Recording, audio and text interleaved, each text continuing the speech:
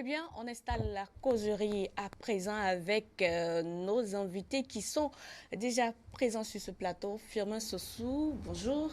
Bonjour, cher consort. Votre week-end, il a été? Oui, excellent. Alors, Elie Adiran en face de vous, bonjour. Bonjour. Oui. Merci d'être au rendez-vous de cette émission. C'est moi. Eh bien, avec vous, on va parler de l'inspection générale des ministères 2018 des cas de malversation décelés, Gilles Christ. Oui, justement, Firmin Sossou, comment concevoir que malgré tous les efforts du gouvernement dans le cadre de l'assainissement des finances publiques, on continue de détecter encore des cas de malversation aujourd'hui? On parle de l'année 2018.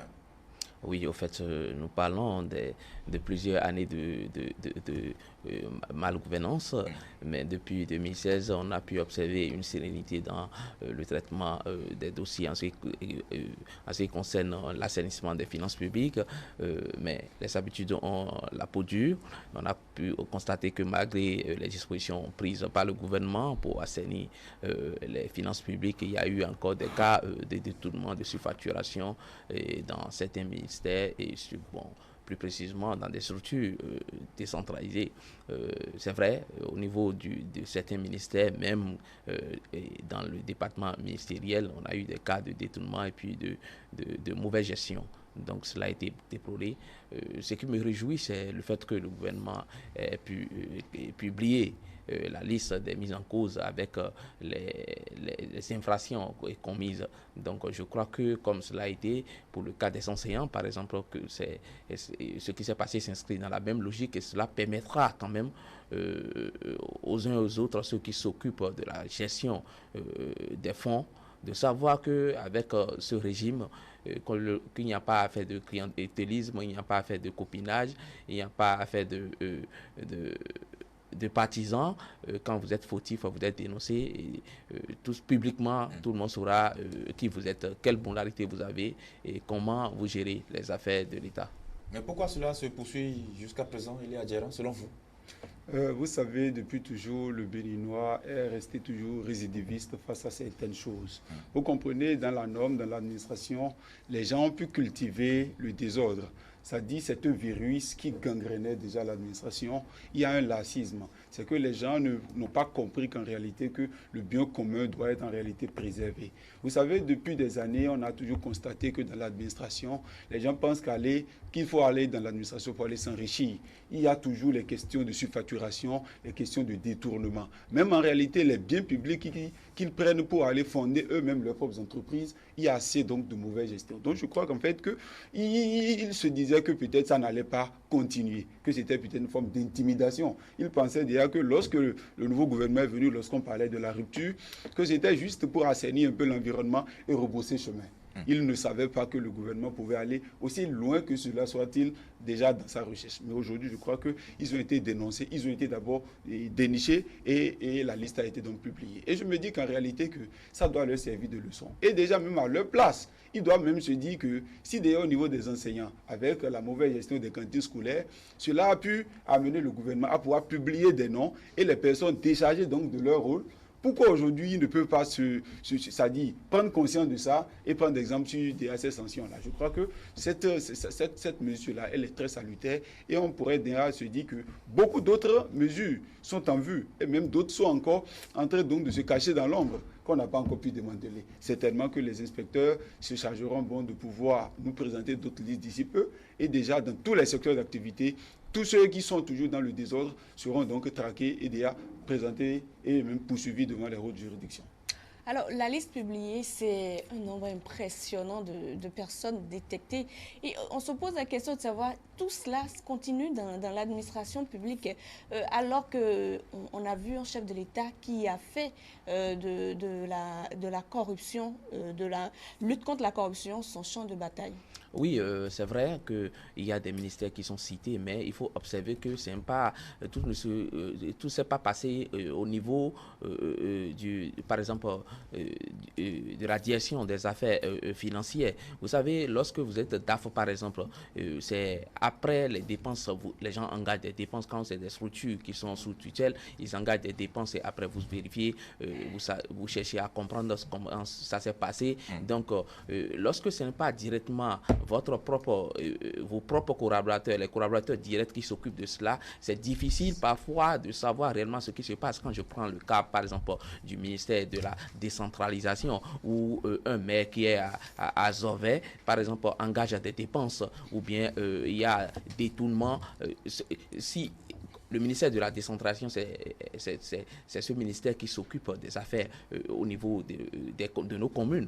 Donc, si c'est par exemple le fonds FADEC ou bien d'autres ressources affectées, par exemple, à cette commune qui sont mal utilisées, le DAF pourrait chercher à comprendre ce qui se passe. Le ministère, l'inspection générale du ministère aussi peut chercher à comprendre ce qui se passe. Mais ce que je voudrais dire, dans l'action, on peut ne pas arriver à comprendre réellement comment les sous ont été dépensés et que c'est après les dépenses qu'on pourra se rendre compte peut-être de ce qui s'est passé. Mais à la lecture de ce que j'ai vu comme rapport, je me suis dit qu'il y a un effort qui a été fait du côté des directeurs des affaires financières parce que je constate qu'en ce qui concerne leurs propres collaborateurs, c'est-à-dire leur bureau même, il n'y a pas eu tellement de cas de malversation révélés. C'est au niveau des structures sous tutelle ou bien des directions, d'accord, des directions techniques que cela a été vraiment révélé. Bon, je crois que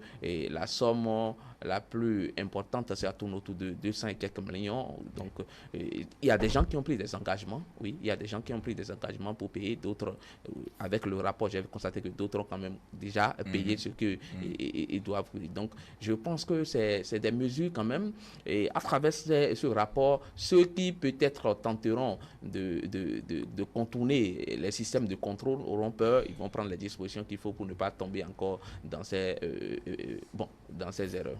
D'accord, on parle de centaines d'agents béninois. On trouve au total ou en moyenne 500 agents de l'État qui sont impliqués dans cette question-là de malversation. Il y a Djeran, il a commencé à le dire tout à l'heure, il y a certains qui ont déjà payé, d'autres sont partiellement peut-être dans le processus en train de payer et certains ont pris des engagements pour pouvoir payer. Et le Conseil des ministres a même révélé que déjà dans la procédure, le gouvernement avait réussi à déjà encaisser 1,3 milliard de nos francs CFA. Mais toujours est-il qu'il y a une malversation tout de même.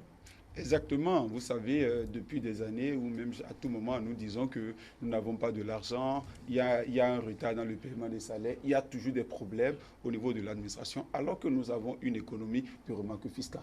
On ne peut pas en réalité faire une magie pour faire tourner l'économie. Si déjà en réalité le peu qui est englangé pour donc le fonctionnement des différentes activités au sein des ministères doivent être en réalité détournés par une minorité, c'est dangereux. Je crois déjà que c'est vrai qu'un effort est déjà fait pour déjà le remboursement, mais ça ne se limite pas que là.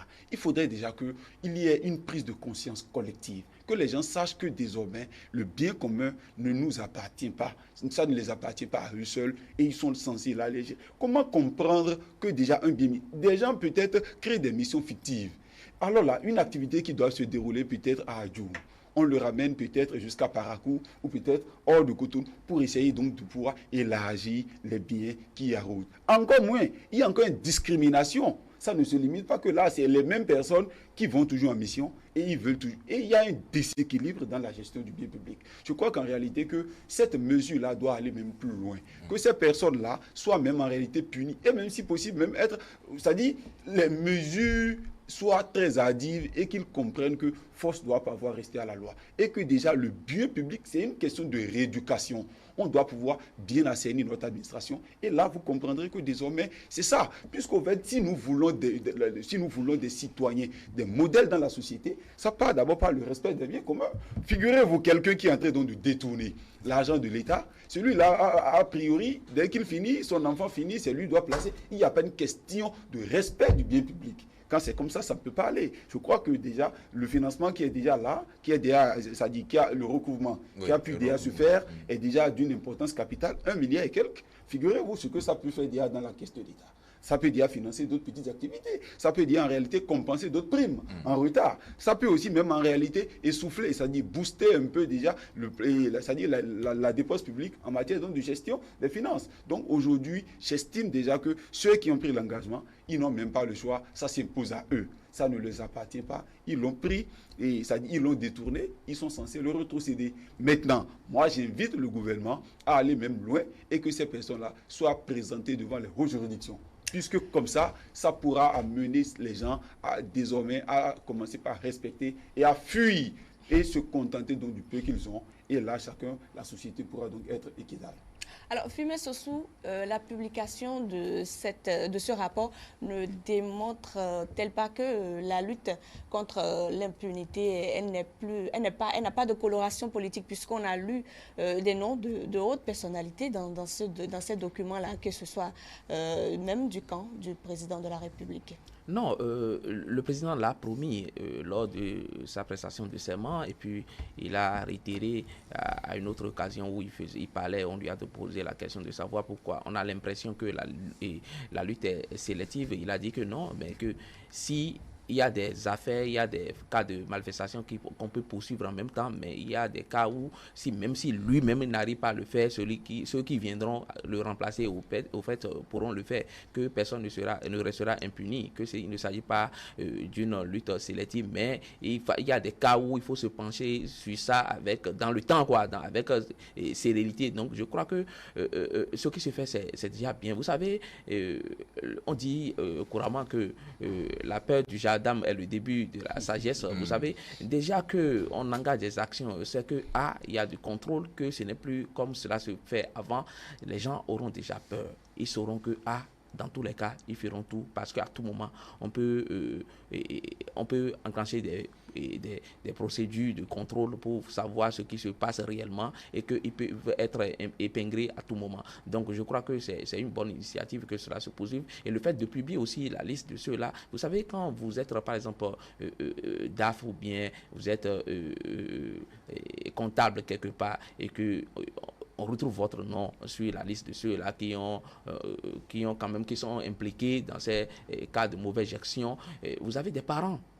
Vous avez des parents qui seront interpellés. Les gens vont les appeler pour savoir ce qui se passe. Vous avez une famille. Donc, si vous tenez vraiment à votre dignité, vous tenez vraiment au nom que vous portez, à l'honorabilité de votre même profession, de votre fonction, vous devez tout faire pour quand même éviter ces cas. Parce que vous savez, au-delà de ce qu'on peut avoir comme poursuite et autres, il y a la question de moralité. Et lorsque vous êtes touché, l'honneur personnel, son ego. C'est ce qui fait, au fait, de certains pays, et ce qu'on pourrait appeler pays intègres. Vous savez, qui n'a pas de problème, mais pourtant, devant le bien public, on sait que peut-être il y aura des poursuites, on sait que ça ne passera pas inaperçu, donc on se retient, on s'abstient de faire certaines choses. Et je crois que la mesure que le gouvernement a enclenchée, c'est une bonne mesure. Vous avez dit malgré les dispositions et autres. Vous savez, il y a des gens, ils ont été pendant longtemps, 2 mandats ou bien 20 ans habitués à certaines pratiques.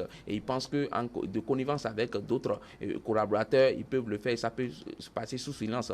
Parce que quand c'est par exemple un comptable qui associe par exemple son directeur, et il a la protection qu'il faut, il se dit, bon, personne ne saura, mais c'est tout en oubliant que au-delà du directeur et d'autres collaborateurs ou bien d'autres collègues, il y a des structures d'État comme l'inspection générale du ministère qui peut à tout moment venir. Quelqu'un, par exemple, dans une commune comme Azové, où on collecte des sous sur la gare, celui qui collecte des sous, lui, il peut estimer que bon, c'est avec son maire, comme il a de bonnes relations avec le maire, qu'il n'aura pas de contrôle au-delà de ce qui se fait au sein de la mairie. Mais un jour, lorsque le gouvernement déploie des agents de contrôle pour aller vérifier, c'est-à-dire qu'il sera épinglé. Mais déjà que la liste est publiée, que beaucoup de personnes sont informées, et je crois que les gens commenceront par réfléchir à 1000 fois avant de s'engager dans ces cas de droit. Au-delà de la publication de la liste, c'est vrai, il faut aller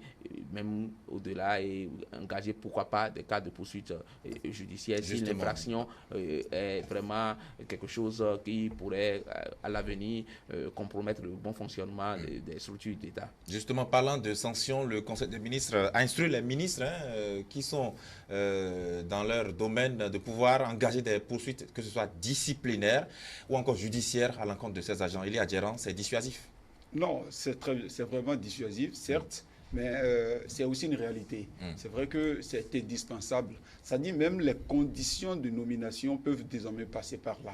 Déjà, l'État peut se doter d'un nouveau cahier pour dire, pour pouvoir briguer ou du moins pour pouvoir bénéficier de certains postes dans l'administration, ça dépendra aussi en réalité de ton parcours. Si tu n'as pas déjà des dossiers sales, parce que je ne peux m'imaginer que quelqu'un dont le nom a été publié sur une liste pareille soit représentatif sur certains postes. Ça dit ça ne s'entend pas. Ensemble avec les collaborateurs, c'est comme ça, parce que nous sommes dans une société où on est très attaché à notre dignité. La question de la communauté laisse en réalité beaucoup plus. Ça dit, nous avons un attachement à nos valeurs.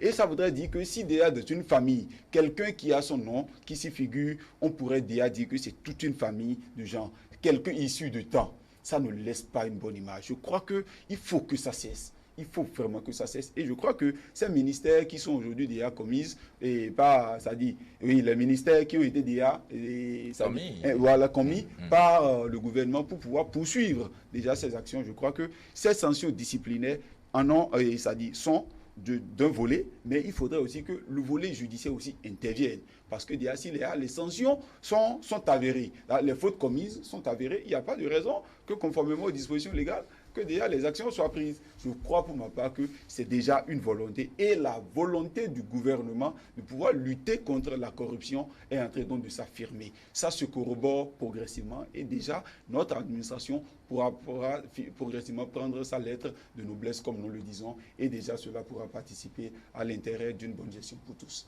Et donc encourager que ces genres de rapports soient divulgués au sein de l'opinion chaque fois. Non, oui, il le faut, parce que les mises en cause même ne peuvent pas quand même dire qu'ils n'ont pas été avertis. Vous savez, le gouvernement a fait beaucoup d'efforts dans ce sens. Avant de commencer par faire des contrôles, le gouvernement a fait beaucoup d'efforts parce que les DAF, il y a des gens qui ont été nommés, et par exemple, ils ont été confirmés. N'oubliez pas que à l'avènement du régime, le régime a annoncé que ceux qui seront DAF seront désormais sélectionnés à travers des critères. Donc il y a des gens qui ont été nommés dès la formation du gouvernement, mais le gouvernement a enclenché des mesures de renforcement de capacité, à vérifier, à faire des évaluations pour avoir le niveau de ce cas. Il y a des gens qui ont été maintenus, il y a des gens qui, parce que observez qu'avant l'arrivée de ce régime, c'était plutôt des DRFM, oui, dans les ministères des DRFM et autres. Donc le gouvernement a pris l'option d'avoir des directeurs d'affaires financières. Donc ils ont été, ceux qui n'ont pas réellement le niveau et qui étaient des DRFM, ils ont été dégagés, d'autres sont restés là pendant quelques mois, ils ont été remplacés après. Ceux qui sont aujourd'hui, pour la plupart, pour ceux que je connaisse, qui sont là aujourd'hui, ils ont suivi des formations, ils ont suivi des critères, suivi des critères d'évaluation, ils ont été, des audits ont été engagés, ils ont été écoutés, ils ont été plusieurs fois contrôlés. Donc je crois que le gouvernement a fait beaucoup d'efforts dans ce sens, avant maintenant de commencer par dénoncer les cas de malversation, avant de commencer par citer des noms. Donc beaucoup de dispositions ont été prises par le gouvernement pour quand même qu'on n'en arrive pas là, quoi. Mais parce que, comme je le disais, les habitudes ont la peau dure. Celui qui a l'habitude de détourner et qui s'est engagé, par exemple, dans des dépenses où il a plusieurs maîtresses, où il y a plusieurs femmes et autres, il va vouloir faire des efforts pour ne pas montrer que tout a changé, qu'il n'a plus les capacités. Dans ce cas, bon, les gens qui ont l'habitude de détourner facilement ou bien de faire des surfacturations ou bien d'émettre des bons sans les exécutions et puis on détourne l'argent. Donc, c'est cas, ceux-là, ils ont peut-être continué dans leurs besoins, mais je crois qu'avec ce régime, il n'y aura pas certainement de pardon. On espère que cela soit élargi à d'autres structures. Quand je parle de d'autres structures, c'est que les services qui sont peut-être, par exemple, quand je prends il y a des agences qui sont autonomes, il y a des structures qui sont, c'est vrai, ils sont sous tutelle, mais ils jouissent d'une autonomie financière. Dans ce cas, le directeur peut engager des dépenses, donc, mais il faut avoir aussi un regard sur ça, suivre cela de près pour que il n'y ait pas de discrimination, pour que tout le monde soit au même pas d'égalité, il n'y ait pas de mesures de discrimination pour qu'on puisse dire c'est le contrôle ou bien la lutte est un peu sélective. La lutte contre la corruption ou encore pour l'assainissement des finances publiques, c'est un travail de longue haleine. Elia Djera. Oui, effectivement, il faudrait déjà que le travail soit véritablement diversifié. C'est-à-dire qu'on l'étende dans tous les secteurs d'activité, comme on le dit, là où il y a déjà l'emploi, là où il y a déjà le financement, là où il y a déjà l'argent de l'État, il faudrait forcément qu'il y ait un corps de contrôle et cela se passe. Je crois qu'en réalité, que c'est un maillon, c'est déjà un réseau qui a été démantelé et qui est en train d'être morcelé progressivement. Parce que par le passé, si déjà peut-être un des référents ou peut-être aujourd'hui un DAF est là, et il est dans le système, il nourrit tout un système. Ça voudrait dire qu'entre eux, ils sauront un peu comment camoufler les affaires pour que cela ne se ressente pas. Aujourd'hui, je crois que tout est installé et c'est là la question même de la qualification. Il faudrait mettre sur les gens qu'il faut à la place qu'il faut. Si déjà les gens respectent, c'est-à-dire ils ont une certaine qualification pour le poste, pour lequel ils ont été nommés, il n'y a pas de raison que le travail ne se fasse bien. Maintenant, le gouvernement même sera en réalité motivé à pouvoir les accompagner en leur laissant une bonne grille salariale. Et là, comme ça, l'argent de l'État ne sera plus désormais. Mais déjà, c'est des éternels insatisfaits. Ceux qui étaient là, il n'est pas sans doute. C'est vrai qu'on ne peut pas affirmer qu'ils sont suffisamment bien payés pour continuer encore à détourner. Mais néanmoins, c'est que c'est des mauvaises habitudes qu'ils ont pris le temps donc, de bien ficeler, de pouvoir instaurer en une norme. Et du coup, même quand on trouve l'argent d'autrui, on pense qu'il faut toujours faire pour soi, c'est-à-dire prendre pour en faire ses biens personnels. Donc je crois que pour ma part, c'était une volonté. Et déjà même, comme il a dit tout à l'heure, les autres agences qui ont une autonomie financière sont également contrôlées. Parce que pour l'heure, mais je pense que le gouvernement, c'est juste quelques préliminaires nous venons d'avoir. Certainement que ça servira d'exemple. Pour ceux qui sont encore dans l'ombre, qui n'ont pas encore la chance d'être dénoncés et qui continuent à développer ces gens d'habitude, c'est vraiment une alerte. C'est déjà ça ne finira pas les rattraper. Certainement. Parce que si on arrive à limoger des directeurs d'école pour des cas de détournement des vivres pour les enfants, dans l'administration, c'est que même si vous êtes caché dans des grottes et que vous êtes dans l'administration, ça ne finira pas vous rattraper avec ce qu'on constate sur le terrain. Absolument, absolument. Donc c'est un signal fort. On n'a même pas besoin d'aller là. Si déjà chacun prend conscience et veut se planifier en fonction du peu et commence par respecter. C'est une question d'éducation à la citoyenneté. Je dis bien, c'est pour ça parfois tout régime est parfois intéressant, mais il faut faire recours aux essentiels. Déjà dans le système révolutionnaire, on a toujours compris que en fait, les gens n'ont pas ce sens-là. C'est-à-dire le respect du bien commun est toujours garanti. Mais aujourd'hui, il y a une forme dans la démocratisation parce que bon, ce qui appartient à l'État, c'est pour moi, comme si genre, ce n'est pas pour l'ensemble. Vous voyez, donc, je crois que cela doit reprendre sa place dans notre nouvelle génération et déjà que les responsables à divers niveaux au niveau de l'administration se disent que désormais, certes, ils sont là, mais ils sont là pour une mission. Et la mission pour laquelle ils ont été déjà, la mission qui leur a été assignée a été accompagnée par un financement. Et le financement, il y a l'obligation de résultat, la reddition des comptes. Il faudrait déjà que la gestion soit transparente. Il faudrait déjà que l'apport financier qui a été donné par le gouvernement, quand il n'y a pas, il se plaignent. Mais aujourd'hui, comment figurez-vous, on nous dit aujourd'hui qu'on émet donc des missions, c'est-à-dire des choses pas possibles. Figurez-vous, on dit qu'il y a une mission qui n'a pas été déclarée, mais qui a été déjà signée. Où se trouve alors l'exécution de la mission? Alors qu'une mission a été bien ficelée et ça a un objectif bien spécifique. On émet des bons pour des missions qui n'existent pas. Vous comprenez? Alors, ça voudrait dire les fonds comme ça. C'est fictif. C'est fictif. Et ça passe par où? Ça voudrait dire que même celui qui est chargé aussi donc, de la gestion, du décaissement donc, de ces financements aussi, lui-même, il est en connivence. Donc, c'est assez de choses. Je crois que c'est un effort louable et il faut toujours encourager le gouvernement à persévérer si tant est que nous voulons une administration respectée et respectable dans tous les sens qui veut vraiment se mettre au service de la nation. Et je crois que nous-mêmes, en réalité, qui en jouissons, pourrons donc désormais être fiers de dire, voilà qu'on va dans telle administration, sans donner donc des pots de vin, on peut déjà avoir le résultat. Moi, je souhaiterais qu'à côté des publications de noms et à côté des mesures de poursuite judiciaire, il y ait quand même des mesures d'encouragement pour ceux-là qui gèrent bien. C'est vrai qu'au niveau de l'administration publique, les gens ont été recrutés pour le travail. Donc, de façon patriotique, ils doivent faire avec abnégation, loyauté leur travail. Mais il faut quand même des mesures d'encouragement. Parce qu'il y a des gens qui ne recherchent pas nécessairement l'argent ou bien qui ne recherchent pas, mais l'honneur. lorsque on les distingue, on les appelle pour dire, ah, vous avez été distingué, vous avez été élevé, par exemple, au rang de chevalier et autres, ça les encourage. Et le gouvernement l'a fait récemment avec d'autres secteurs d'activité, notamment le sport, où, par exemple, nous avons des confrères qui ont été distingués. C'est un honneur. Donc, je crois que si le gouvernement peut aussi engager des activités de distinction dans ce sens pour encourager ceux qui gèrent bien, ne serait qu'une publication peut-être de la liste de ceux qui gèrent bien, à côté de ceux qui commettent des cas de malversation, une publication de la liste de ceux qui gèrent bien, et une distinction pour dire peut-être que c'est tel DAF de tel ministère qui cette année peut-être a été le meilleur gestionnaire. Ça peut encourager, citer d'autres personnes à vouloir travailler comme ça pour être distingués. D'accord. Mais Oui. certainement, je me dis que ça fait partie des acquis. Il faut reconnaître qu'il faut toujours motiver. Ce n'est pas toujours la sanction qu'il faut dénoncer. C'est vrai que l'activité, les bonnes gestions aussi doivent être motivées. Certes, mais je crois pour ma part qu'on en viendra. Certainement, on ne va pas mettre la charrue avant le bœuf. Ce qui est sûr, si on commence déjà pas à dénoncer pour l'heure, on va arriver là où... Parce qu'on ne peut pas commencer par motiver sans d'abord déblayer. Il y aura en réalité une forme de cacophonie. Pour l'heure, il faut d'abord extirper du lot les personnes qui sont en train de détourner. Maintenant qu'ils sont mises à nu, on pourra dire, vous qui êtes là, nous savons que vous êtes désormais des personnes saines. Là, désormais, on peut désormais vous motiver. Je crois pour qu'il n'y ait pas en réalité une cacophonie. Mais c'est quand même aussi utile de pouvoir procéder à là. Et je crois qu'un effort est en train d'être fait. Il y a toutes des mesures d'évaluation pour reconnaître l'effort de chacun au sein des administrations. D'accord, oui, Firmin Sossou. Ouais.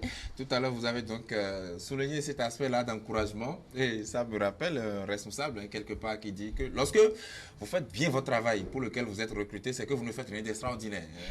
Alors, Firmin Sossou, justement, dans cette condition-là, la lutte contre la corruption depuis 2016, quel bilan peut-on faire globalement aujourd'hui? Ce sera peut-être, pour clôturer ce sujet-là, quel bilan globalement peut-on faire de la lutte contre la corruption et de l'impunité au Bénin? Non, je crois que c'est un bilan reluisant, c'est un bilan probant au regard des cas de malversation que nous avons connus et aussi au regard des poursuites judiciaires que nous avons eues. Parce que vous savez, le gouvernement, le président l'a martelé plusieurs fois, il a dit qu'il fera de la lutte contre et la corruption son cheval de bataille et qu'il n'y aura pas de sélection, il n'y aura pas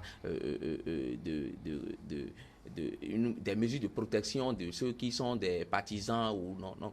Vous savez, aujourd'hui, il a l'obligation de le faire si vraiment il veut réussir son mandat et être porté. On peut faire un bilan positif?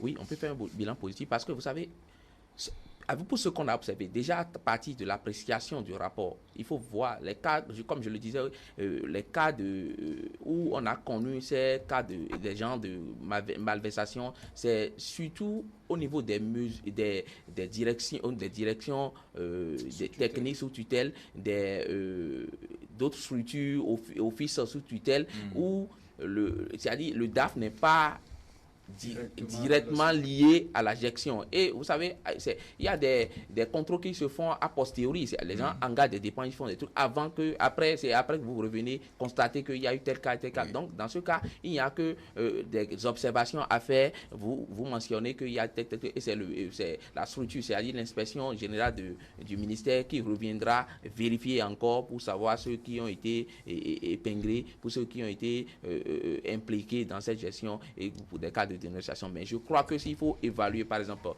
les cas, parce que nous allons prendre l'administration, c'est-à-dire les ministères, et savoir chercher à comprendre ce qui s'est passé, et autres. Je crois qu'il y a déjà un effort louable qui a été fait par le régime, et cela, on vient de faire, nous sommes dans la 3e année, donc je crois qu'à la fin de ce mandat, tout au moins, on aura plus de résultats. Les gens ne seront pas vraiment avoir peur du bien public, et ça va quand même inciter même les partenaires techniques et financiers qui pourront nous regarder avec une attention vraiment considérable. Oui. Oui. Alors, Élie Adhérence, vous êtes satisfait de la lutte contre la corruption depuis l'avènement du régime en place? Oui, moi je puisse dire déjà en 3 ans de gestion qu'il y a, ça dit, l'acte est joint à la parole. Où déjà, on ne peut pas encore dire que c'est entièrement satisfaisant, mais c'est déjà quand même un effort louable. il y a beaucoup d'avancées qui est donc noté dans ce secteur-là, où on pourrait déjà se dire qu'avec la volonté de la lutte contre la corruption, cela se matérialise aisément et déjà beaucoup de personnes ont compris que désormais, fini avec le népotisme, finir avec les gabégies, il faut désormais pouvoir se mettre au sérieux, travailler résolument et toujours commencer par gérer. Ceux qui sont en train donc de continuer, encore les quelques récidivistes qu'il y a dans le lot, je crois que c'est certainement, ce sont eux qui sont en train d'être dénichés déjà. Parce que, et pourtant, on a même renforcé l'arsenal juridique, la CRIET qui a été créée, les tribunaux de commerce, même les tribunaux ordinaires qui sont devenus plus dynamiques ou plus fonctionnels encore qu'avant. Certainement, c'est plus fonctionnel parce que certainement, il a beaucoup donc de maïs à moudre, vous voyez un peu, puisque déjà, il n'y a pas de temps pour l'indélicat. Tous ceux qui sont déjà c'est-à-dire tous ceux qui posent des comportements contraires à la loi seront envoyés là-bas et vous allez même le constater. Personne n'est mis à l'écart. Je ne vais pas citer ici de nom, mais je crois qu'en réalité que toutes les personnes impliquées, quelle que soit leur position, quel que soit en réalité leur rapport avec le chef de l'État, quand ils tombent sous le coup de la loi, ils subissent les rigueurs de la loi. C'est une volonté qu'il faut saluer et il faut même encore encourager à pouvoir aller davantage. Et je crois que peu à peu, on en arrivera. Et désormais même, quand déjà il y a une mission extérieure où on dépêche quelqu'un de l'administration, on pourrait se dire que c'est un modèle. Il vient d'un pays où l'administration respecte la question de la citoyenneté, où la bonne gestion fait tapis, et désormais, on peut déjà lui trouver une place de choix. Parce que déjà, pour prendre certains débats à l'international, pour défendre certains sujets, ça dépendra déjà du modèle, donc ça dit du modèle que tu défends dans ton pays. Si déjà on vous connaît d'un pays corrompu, d'un pays en réalité souillé en matière de mauvaise gestion, si vous allez là-bas, quelle leçon vous voulez présenter aux gens? Il faut être à l'image de ce que l'on vit. Il faut pouvoir en réalité prôner la bonne philosophie de gestion au sein de l'administration. Et c'est une volonté que je salue aisément et j'accompagne et j'encourage fortement donc le gouvernement à persévérer dans ce sens. Et que même ceux qui sont dans l'administration aussi prennent conscience, qu'ils saisissent de ça, de cette opportunité et qu'ils changent de caractère et ils finiront par voir que c'est d'abord à leur actif, c'est leur honneur, c'est d'abord leurs images qui est d'abord vue avant même l'image de la nation. Parce qu'ils représentent ils sont une représentation de l'État à chaque niveau où ils sont. Au fait, on a parlé d'un recouvrement de près d'1 milliard. Vous savez, aujourd'hui, plus d'1 milliard. Oui, on condamne le gouvernement. Beaucoup pensent qu'il n'y a pas le social ou bien l'argent ne circule pas. Ça fait partie des cas. Sous les autres régimes, les régimes de fin, 1 milliard par exemple en circulation, 1 milliard dans le pays. Vous savez, on peut sentir que vraiment l'argent circule. On peut sentir qu'il y a celui qui par exemple détourne 10 millions. Quand il vient, par exemple, dans une église où c'est une baisse, il peut donner 100 000 parce qu'il se dit, bon, j'ai commis une infraction. Maintenant, je vais donner un peu... se racheter. Ça n'a toujours pas été le cas. Non, mais c'est des cas qui arrivent. Quand il vous voit, vous êtes un camarade, un ancien camarade ou bien un ancien ami, il ne va pas hésiter à vous donner, par exemple, de l'argent. Il ne va pas hésiter à vous inviter dans un restaurant à manger. Donc, vous allez constater que, vraiment, les gens font du social. Ceux qui gèrent, ils donnent de l'argent. Mais en réalité, c'est des sous détournés. C'est l'argent du contribuable détourné quelque part. Donc, je crois que les gens doivent comprendre la dynamique du gouvernement qui veut faire de la lutte contre la corruption son cheval de bataille, qui veut assainir les finances publiques. Et en assainissant les finances publiques, ceux qui, par exemple, gèrent l'argent ne peuvent pas se permettre d'avoir plusieurs maîtresses ou bien ne peuvent pas se permettre d'avoir de l'argent à distribuer, d'être dans des boîtes de nuit tout le temps où c'est eux qui font le faro et c'est eux qui sont à la... Non. Je crois que le gouvernement est dans une logique et c'est cela qui nous permettra vraiment de connaître un développement réel et durable. Eh bien, nous allons rester dans la même logique pour apprécier des efforts du gouvernement dans la lutte contre le reboisement. Nous abordons ainsi... le déboisement. Oui, le déboisement, pardon. Nous abordons ainsi la deuxième thématique de cette causerie. Elie Adjeran, ça fait 35 ans déjà qu'on célèbre la journée nationale de l'arbre. Vous, quelle appréciation vous avez de cette journée qui est instaurée? Je crois que 35 ans, ce n'est pas petit, c'est grand dans la vie d'un pays comme le nôtre. Déjà, surtout dans le sens de l'arbre, qui parle de l'arbre parle de la vie.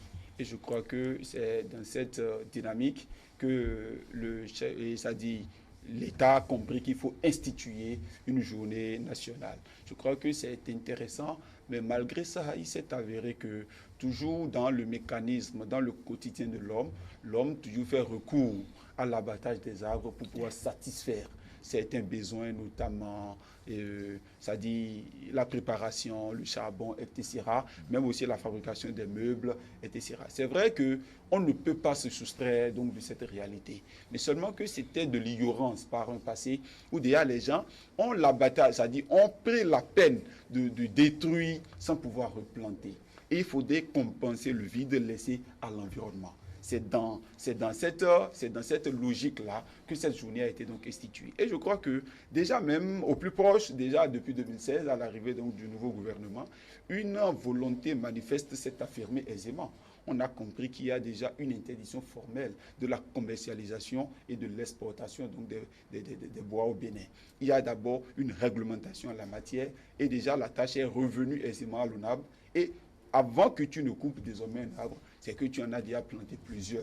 Et déjà, beaucoup d'efforts ont été faits. C'est vrai qu'il faut reconnaître les passifs et les actifs. Déjà, par le passé, il y a le gouvernement de Fin qui a également prôné et qui a développé une philosophie 10 000 arbres pour 10 000 âmes. C'était une manière d'inciter 10 millions d'arbres, voilà, pour 10 millions d'âmes. Voilà. Ça voudrait dire que c'était une volonté pour motiver la population à prendre conscience de l'importance de planter un arbre. Mais ça ne suffit pas. Il n'est pas question de planter un arbre. Il y a également la question du suivi. Il faut déjà entretenir l'arbre depuis son naissance jusqu'à sa taille normale et pour être exploité. On constate qu'à chaque célébration, les gens vont dans les champs, ils vont dans les environnements planter des arbres et juste après le 1er juin, c'est que c'est fini. Ça fait encore dans un an, 365 jours. Ce n'est pas intéressant. Je crois que pour ma part, cette volonté du gouvernement de pouvoir empêcher désormais la commercialisation, c'est déjà une volonté très manifeste. Et déjà, même au fait, nous sommes dans un environnement où progressivement, on est déjà exposé aux effets des changements climatiques, qu'on le veuille ou pas, parce qu'on n'a plus de saison stable et comme ça, là, comment cela peut se répercuter sur l'agriculture. Je crois que cette journée est une journée capitale pour nous au Bénin et déjà, nous sommes censés prendre conscience donc de cette journée-là et essayer de nous mettre résolument au travail, les planter. Planter un arbre d'abord, et déjà assurer également son arrosage, son suivi jusqu'à sa croissance normale, parce que cela participe d'abord de notre propre épanouissement de vie. Si nous avons de l'ombre, nous avons de l'air, nous envoyons de l'oxygène dans l'organisme, à tout moment, notre existence est définie par notre environnement. Et je crois que c'est ça la volonté. Firmin Soussou, par rapport à cette campagne-là pour le reboisement, où en est le Bénin aujourd'hui? Non, j'ai pu noter que à l'avènement de ce régime, on a pu constater que le gouvernement a tenu compte des efforts, des acquis qui sont déjà là en matière de reboisement, les différentes campagnes. Je crois que le gouvernement s'est certainement saisi des rapports sur cette parce que j'observe que il y a du côté de l'entretien, du suivi, il y a désormais une cohérence. On ne plante plus les arbres, les plants à chaque campagne et après les délester dans la brousse où il n'y a pas d'entretien ou autre.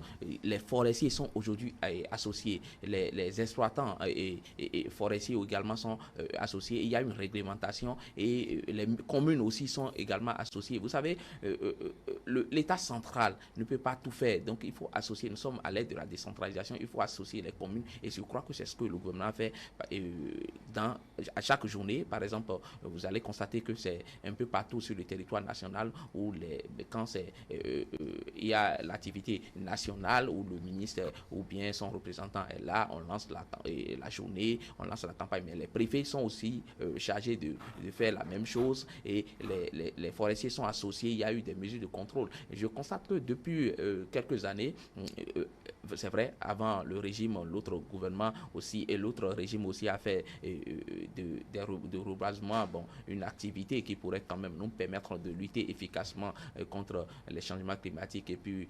les aléas que nous observons. Donc c'est une bonne mesure et dans la sous-région aussi il y a une harmonie, c'est-à-dire tout se fait en harmonie parce que vous savez quand le Bénin lutte contre le déboisement, le Bénin fait des efforts pour planter des arbres et qu'à côté, cela ne suit pas, il y a toujours des effets à côté parce que pratiquement, c'est les reliefs, c'est les mêmes reliefs, c'est le même climat. En quelque sorte, il y a l'influence de ce qui se fait de l'autre côté, de l'autre côté et sur ce qui se fait chez nous au Bénin, que ce soit au Nigeria, que ce soit au Togo et autres. Il y a des cas de coexistence. Donc, il y a un effort qui se fait du côté du gouvernement qui tient certainement contre des normes dans la sous-région et qui tient compte également de notre environnement et de notre terre. Parce que vous savez, on ne plante pas les mêmes espèces un peu partout. On tient compte du type de sol. Donc, cet effort se fait également du côté du gouvernement. Quand vous observez à chaque campagne les qualités des espèces qui sont plantées, vous vous rendez compte qu'on tient compte du type de relief.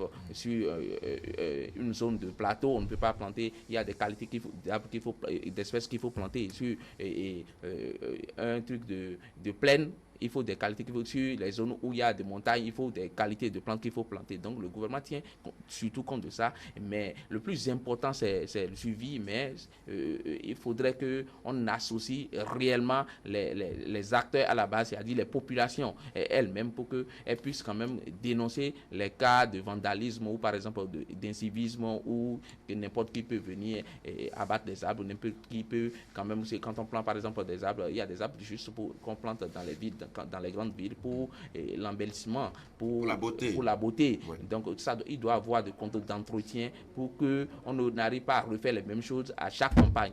Lorsqu'on travaille, il faudrait que quand même on permet à ceux qui sont chargés de gérer, de faire correctement leur travail. Mais cela nécessite encore des moyens. Là, il faut mettre les moyens à disposition de ceux qui sont commis pour faire le suivi. Très bien. Elia Djeran, justement, dans le cadre de la perpétuation de ces efforts-là, on a constaté que, par exemple, vous l'avez évoqué tout à l'heure, lors du régime précédent, le programme 10 millions d'arbres, mais on a fait ça pendant des années. Aujourd'hui, est-ce qu'on peut dire qu'il y a eu suffisamment d'arbres pour pouvoir nous assurer un écosystème assez favorable, un environnement sain? A priori, on devait dire oui, mais malheureusement, non. Pourquoi? Parce que... Quels en ont été les goulots d'étranglement alors? C'est le suivi. Parce qu'en réalité, les vrais acteurs, la volonté est affichée. Ça dit celle de planter les arbres, 10 millions d'arbres, c'est utile, ce n'est pas que petit, c'est un grand financement. Mais aujourd'hui, il faut reconnaître que s'il n'y a pas de suivi, c'est que chaque année, on va chaque fois investir de l'argent dans cette campagne-là sans rien obtenir comme résultat. Donc, en réalité, il y a de contraste entre la volonté et l'action. Et là, c'est mauvais. Je crois qu'en réalité, que vous allez un peu dans les champs. Si on fait aujourd'hui un tour d'horizon, à 35 ans, on ne pourra pas dire aisément. Si on continue toujours à voir l'impact déjà des menaces, d'accord, des environnementales, aujourd'hui, dans notre quotidien, on pourrait se dire que le résultat n'est pas là. Parce qu'aujourd'hui, aller un peu dans les champs, on a compris que déjà les agriculteurs ont besoin d'une stabilité écologique pour essayer donc de développer l'agriculture. Et déjà aujourd'hui, toutes les philosophies sont développées déjà par les scientifiques. Allez aujourd'hui dans les laboratoires, vous allez voir des géographes, vous allez voir des urbanistes, vous allez voir des aménagistes qui ont déjà défini déjà le plan des types d'arbres pour quel environnement, pour avoir tel résultat. Ça veut dire que les résultats sont déjà là. Et c'est là le côté scientifique adopté par ce gouvernement que moi je salue aisément. Vous allez aujourd'hui au niveau du ministère du cadre de vie. Les gens travaillent en cohésion. Ils travaillent avec les vrais acteurs, les spécialistes en la matière qui disent aujourd'hui faites un tour à la plage. Vous allez comprendre aujourd'hui que notre plage commence par reprendre une nouvelle configuration. C'est aisé, c'est avec grande satisfaction qu'on peut aujourd'hui faire un tour à la plage. Par le passé, ce n'était pas le cas. Nous avons des cocotiers qui sont bien plantés. Ce n'est pas que ça, les arbres. Mais allons un peu à Tchoumi Tchoumi, allons à Dassa, à Saveille, j'en passe. Dans les grands champs, vous allez voir qu'aujourd'hui, que les gens mettent, c'est vrai qu'il y a une restructuration de la cartographie nationale, où déjà donc du sommet, en passant déjà par les départements, pour tomber dans les communes et les arrondissements, un travail hiérarchisé se fait. Mais ça doit passer forcément par une rigueur. Si déjà on dit, dès que vous plantez un arbre, il y a même aujourd'hui de petites associations qu'il faut aussi saluer au niveau de la société civile. Les organisations qui s'organisent, les jeunes étudiants, les jeunes élèves, les jeunes artisans. Les jeunes cadres d'une localité donnée. À tous les niveaux qui n'attendent même rien de l'État. Et ils se disent aujourd'hui, moi je vais cotiser 5 francs pour que le 1er juin prochain, vas-y, ça soit mon acte. Mais ce n'est pas médiatisé. Je crois qu'il n'y a pas une forme de politisation. tout le monde, ça dit le système est mis en place où chaque citoyen se retrouve dans le devoir de dire planter un arbre pour moi est une nécessité. Ce n'est pas du ressort de l'État. C'est ma contribution pour avoir mon environnement. Et cela a été même constitutionnalisé. Pourquoi aujourd'hui on a prévu avoir un environnement sain pour une vie saine? On a dit qu'aujourd'hui, avoir un environnement, c'est un devoir pour tous. Et tout le monde doit passer par là. Donc je crois qu'avec l'effort qui est en train d'être fait à tous les niveaux, c'est déjà un mérite qu'il faut d'abord beaucoup saluer. Il faut reconnaître qu'un effort est en train d'être fait et je crois pour ma part que cela est très salutaire. Parlant donc de l'effort du gouvernement de fin, je me dis que c'est déjà une volonté, mais sans qu'il y ait un suivi, on ne peut pas apprécier les retombées. Une chose est d'affirmer une volonté, une chose est de pouvoir s'y mettre pour pouvoir obtenir le résultat. Sinon, on peut beau développer les grandes théories sans leurs applicabilités. Je crois que ce ne serait que des théories et ça restera toujours sous les théories. Sinon, l'importance d'un arbre n'est plus à démontrer, mais tout le monde ne le sait pas. Quelle doit être la partition du gouvernement je crois à contribuer pour que la population... Comme je l'ai dit pour l'autre sujet, il faut des mesures aussi d'encouragement. Ou par exemple, dans les villes, on peut distinguer la ville la plus verte. Vous voyez, la ville la plus verte. Ça va permettre à des mairies, à des municipalités de consacrer beaucoup de ressources aux entretiens de des plans qui sont mis en terre à chaque campagne, à chaque journée de reboisement. Donc, je crois qu'il faut des mesures incitatives pour permettre aux gens de se mettre, d'accompagner ce qui se fait au niveau central, ce qui se fait par le gouvernement. Parce que les collectivités locales, vous savez, c'est elles qui s'occupent plus ou moins de la gestion de tels plans qui sont mis en place. Le gouvernement va déléguer des gens qui iront assister aux campagnes de reboisement, qui vont assister les communes et autres. Mais au lendemain de la journée, il y a des actions qui doivent être menées, mais le suivi doit être fait par les acteurs à la base. Donc je crois que s'il peut y avoir déjà, avant que l'on arrive pour faire une autre campagne, c'est-à-dire si les moyens sont mis à disposition ou bien si les maires sont associés, les chefs d'arrondissement sont associés, c'est-à-dire chacun pourra dire. C'était le cas de la municipalité de Cotonou l'année dernière, ils ont été distingués, c'est Calabi qui était distingué. Cette fois-ci, nous ferons tout, nous sommes peut-être à Djougou, mais nous ferons tout pour être quand même distingués parce que je ferai tout au niveau même continental. Il y a des cas de distinction. Quand je prends autant du maire et Oussou Guédé, je crois que la commune de Calabi la commune de Calabi a été distinguée au niveau continental et ils étaient partis représenter le Bénin. Donc, ils étaient premiers au Bénin et ils sont partis représenter. Il y a eu des distinctions. Cela encourage les cas de distinction. Nous devons reconnaître les mérites des uns et des autres. Ceux qui font bien leur travail, nous devons les encourager. Ça incite les autres à leur emboîter le pas. Alors, des politiques incitatives, Elie Adiron, j'ai observé samedi dernier un maire dans sa commune qui a décidé de mettre en terre que des plants, des fruits, des plants qui vont donner plus tard des fruits. Ça, c'est aussi une politique incitative, non? Oui, je crois que ça voudrait dire que le débat est dépassé et il y a un avancement un peu dans la chronologie des idées.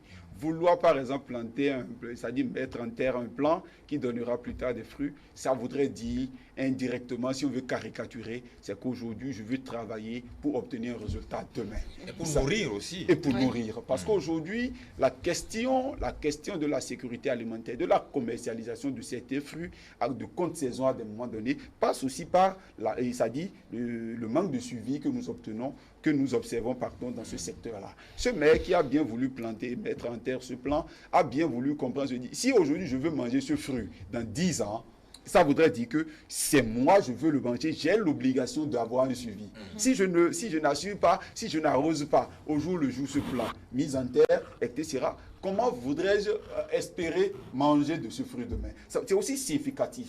Ça dit, c'est une lettre de noblesse. Ça dit, ça lui donne une certaine autorité. Et je crois qu'on doit concevoir cette philosophie dans nos têtes. Pour dire, si désormais, par exemple, je mets sur terre et je mets en terre un plan aujourd'hui, et je dis, bon, à ma vieillesse, à ma retraite, c'est sous cette arbre que je prendrai en réalité, ça dit mon café.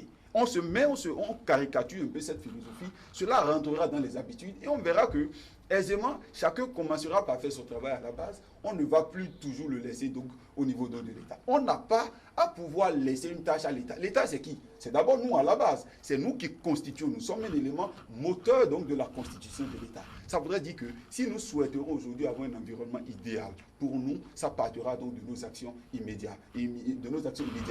Donc c'est là, en fait, la volonté que nous devons donc saluer. Et aujourd'hui, je vais loin. Il parle aujourd'hui de la distinction. On ne va pas rester toujours dans une sphère de politisation. Il faut revenir à la base et restructurer les choses et comprendre la vraie réalité. Quand aujourd'hui on dit qu'on veut, par exemple, le gouvernement a développé une philosophie de Nietzsche. Il a conçu son architecture dans sa tête avant donc de vouloir le faire planter. Quand on parle de la question de l'asphaltage aujourd'hui, figurez-vous, on aura d'ici peu, avec les vrais plans qui sont donc ressortis par les architectes, on peut désormais lutter aisément contre l'environnement. Et on peut avoir un environnement sain. Et déjà très attrayant, indispensable pour nous tous. C'est cela. Si aujourd'hui on veut peut-être distinguer les différentes communes parlant d'une ville verte, c'est vrai que ça part de là. On n'a même pas besoin d'engloutir des financements des millions pour l'entretien d'un arbre. Il suffit désormais que les jeunes se disent tous les samedis, nous voulons balayer l'environnement et chaque samedi, tel qu'on va faire le sport, on veut essayer donc d'arroser les plants mis en terre sur nos artères. Aisément, ça rentre dans les habitudes. C'est une question d'éducation. Ça doit passer par l'éducation de la citoyenneté. C'est là, au niveau donc de nos enseignants, les écoliers, les élèves, à l'université et même en réalité les fonctionnaires. Pour dire aujourd'hui, je fais un travail tous les jours. Avant d'aller au service pour nettoyer mon véhicule, j'arrose mon plan avant de partir. Si ça rentre dans les habitudes, vous verrez qu'on aura un environnement sain. Et progressivement, les maladies liées en réalité, les maladies liées aux problèmes d'intoxication des poumons vont commencer par être réduites, et peu à peu, la question donc de la pollution va également être réglée. Aussi, et peu à peu, on finira par avoir une santé saine. On ne va pas investir nos argent dans les hôpitaux, dans les pharmacies. On va pouvoir se donner une nouvelle thérapie naturelle pour la lutte contre nos maladies. D'accord. Firmin Soso, pour clôturer ce sujet, quelles sont les perspectives en matière d'environnement, surtout dans un contexte où nous urbanisons davantage notre ville? Cotonou, par exemple, il y a très peu de place pour planter des arbres. Et ça continue ainsi de ville en ville. Calavi aussi est rentré dans la danse. Les villes environnantes, et ça part aussi vers l'intérieur du pays. Quelles sont les perspectives alors? Non, vous savez, comme il a dit, le gouvernement a son plan, ses projets. La libération des espaces publics, par exemple, entre dans ce cadre. On ne peut pas planter, par exemple, des arbres au niveau des devantures si on ne libère pas l'espace public. Vous savez, c'est ce qui appartient à l'État, c'est à ces endroits-là, on plante des arbres. Donc, je pense que pour le cas de Cotonou, il y a l'asphaltage qui est là. Avec l'évolution du temps, on verra ce qui est vraiment prévu. Mais au-delà des villes qui ont été sélectionnées pour quand même connaître l'alphatage, il faut quand même encourager d'autres villes. Quand je prends par exemple la partie septentrionale du pays, il y a des arbres qui sont reconnus comme des produits de valeur comme karité, l'anacarde et autres. Donc on peut encourager les gens à vraiment planter. C'est des produits que nous pouvons quand même commercialiser. C'est-à-dire, c'est des arbres qui peuvent produire des fruits que nous pourrons utiliser et exporter. Quand on prend le cas de karité, notre qualité est vraiment prisée, les gens apprécient cela, donc on peut faire de ça, encourager les gens à planter en quantité. C'est dans le passé où on estime qu'on ne plante pas ça, que c'est la nature qui donne et que l'on retrouve ça. Non. Encore que dans notre sociologie béninoise, les plantes aussi aident à guérir certaines maladies. Vraiment. Et pour pouvoir bénéficier de ça, il faut planter des arbres. Il faut planter des arbres. Oui, justement. Et je crois que si le gouvernement peut encore accompagner les communes, parce que nous sommes à l'aide, il ne faut pas l'oublier, nous sommes à l'aide de la décentralisation où sur certaines questions, l'État central ne peut pas directement tout faire. On doit associer les communes et transférer les ressources qu'il faut et avoir un regard sur ce qui se fait pour qu'il y ait le suivi, pour qu'on ait le résultat à la fin de tout ce qui se fait. Merci infiniment à vous, Firmin Soso, d'être venu partager avec nous ces moments d'échange sur ce plateau, ainsi qu'à vous, Elia Djeran. Vous souhaite une bonne semaine.